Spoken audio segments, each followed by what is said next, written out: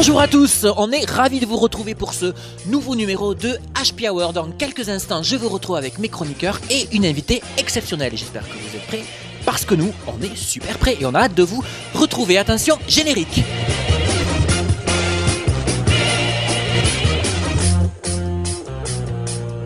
Bonjour à tous, bienvenue pour ce nouveau numéro de HP Hour. Alors, c'est déjà le 24e numéro, ça ne nous... rajeunit pas. Merci, alors on est ravis de vous retrouver. Aujourd'hui, à mes côtés, nous avons le grand retour de Saturnin. Hello. Voilà, qui est toujours en forme. Elodie à côté de moi, que vous avez reconnu. Et nous avons une invitée exceptionnelle, j'ai nommé Pascal. Bonjour Pascal. Bonjour. Ils sont bien élevés, c'est énorme. Il est super synchro. Donc on verra avec Pascal, on fera un peu plus connaissance avec elle dans quelques instants.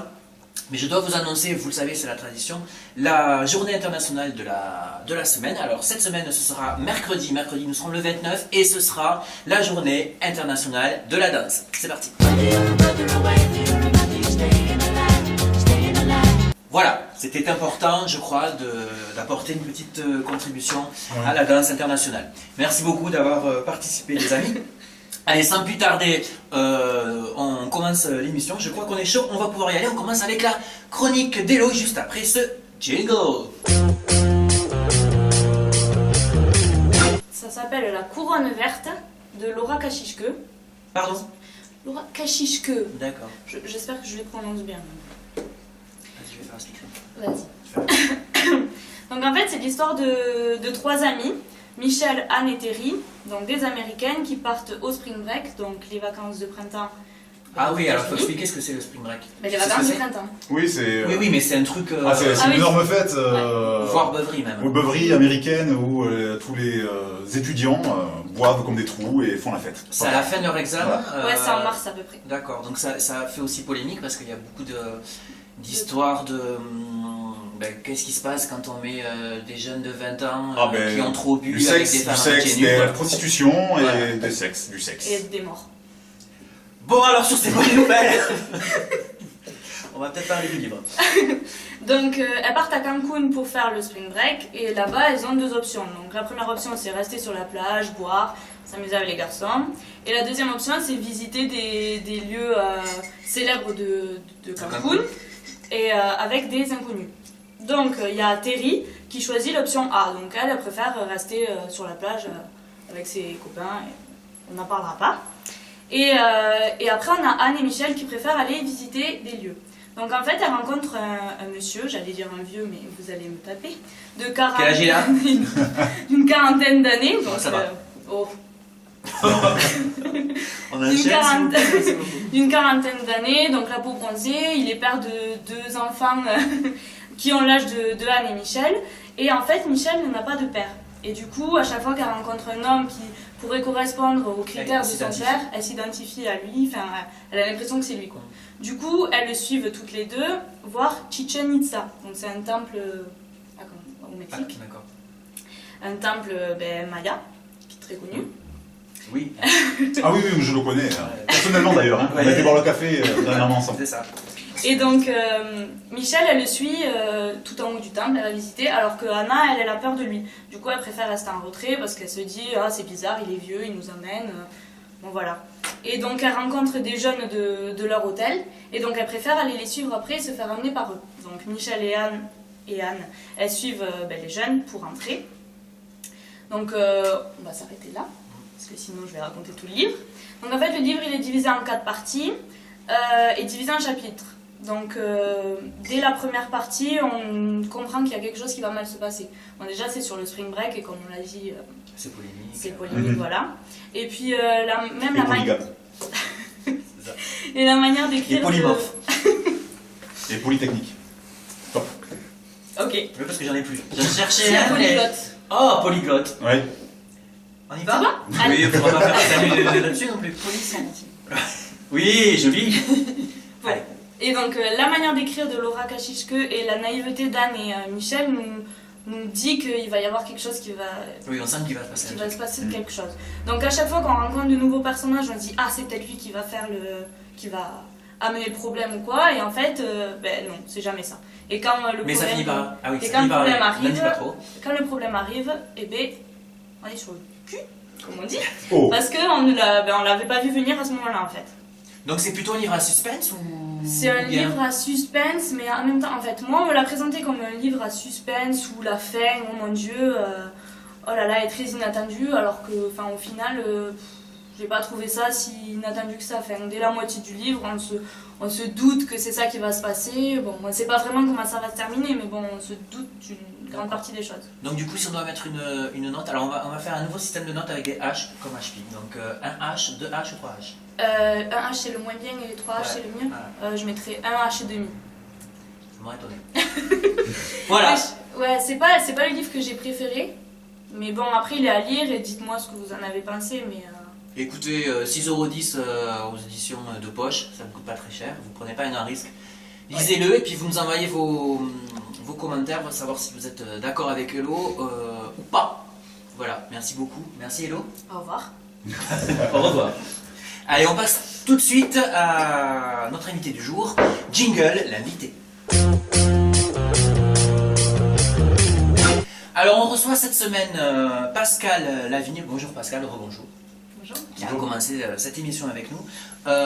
Pourquoi? Alors écoutez, j'ai eu envie d'inviter Pascal parce que je pense que peut-être vous l'avez vu à Microniqueur, mais on a beaucoup parlé depuis la famille Bélier au cinéma. On a eu l'impression que c'est un petit peu démocratisé ou en tout cas ouvert la porte vers le monde des personnes alors sourdes, mais on va parce que des fois on dit sourd-muet, mais Sourd. c'est pour C'est ça. pas sourd-muet. Ouais, ça, on y Ça, reviendra c'est pour important. le préciser parce qu'en fait, Ils ont ce qu'il j'allais faut dire pour ça va. parler. Voilà, c'est ça, c'est pour ça. Donc on en reparlera après pour que tu nous expliques un peu mieux. Enfin voilà, donc les gens s'intéressent un petit peu plus à ce monde-là et ce n'est pas mal. Pascal est cette passerelle vers entre deux mondes en fait, pour aider à accompagner les gens sourds. Donc je trouvais intéressant qu'elle vienne nous voir pour nous expliquer un petit peu ce que c'est, comment est venu, est-ce que c'est une vocation, sinon comment c'est venu. Et puis après le parcours, moque-toi de moi toi. Et après le parcours, voilà, pour y arriver. Est-ce que je vous laisserai bien la première question, tu te moques de moi. Alors pourquoi ça? En fait, à l'âge de 18 ans, j'ai rencontré un couple. Lui était sourd et entendante et il pratiquait la langue des signes. Et moi, j'avais jamais vu ça de ma vie. Et ça m'a plu. Et j'ai dit, je veux faire ça. Donc c'est parti de là. Voilà. Et c'est un couple que j'ai abordé. Je suis allée les voir, j'ai essayé de communiquer avec lui, j'y suis arrivée. Et le soir, je suis rentrée chez moi, j'ai dit, je veux parler comme vous. C'est parti de là. Alors quand on parle, pardon. non, vas-y, je t'en prie, Quand on parle de ce postulat, alors après comment on fait? Parce que avoir Alors voilà, ça, tout d'un coup, c'était l'envie, c'est bien. c'était il y a 17 ans. D'accord. Donc à l'époque, il n'y avait pas trop encore Internet. C'était, enfin, voilà, on est au niveau de recherche d'informations, c'était assez compliqué. Et donc j'ai de suite cherché à savoir où je pouvais me former. Et j'ai trouvé une association sur Toulouse D'accord. qui proposait des formations en intensif sur plusieurs semaines. Voilà, à l'époque, cette formation me coûtait déjà assez cher, donc j'ai d'abord travaillé pour me payer cette formation et je suis partie en formation. D'accord. Et aujourd'hui, elle est toujours payante ou elle n'existe plus? Si, c'est toujours d'actualité, c'est toujours le même processus, c'est 12 semaines en intensif, dans un milieu où il n'y a que des personnes sourdes. Voilà. Donc la secrétaire est sourde, le directeur est sourd, le formateur est sourd. Le premier jour où vous arrivez, il faut vous débrouiller pour communiquer avec ces personnes-là. Si Claire était là, elle nous dirait que c'est un peu le même système que l'apprentissage de langue étrangère. En Oui, fait, quand c'est on une est vraie immergé, immersion. voilà, c'est C'est ça. je suis vraiment rentrée dans le monde des sourds. Ouais, tout à fait. Et pour expliquer en fait aux téléspectateurs ton job de tous les jours, qu'est-ce que tu fais en fait? En gros, une journée type, ça va ressembler à quoi par exemple Je me demande si une journée type.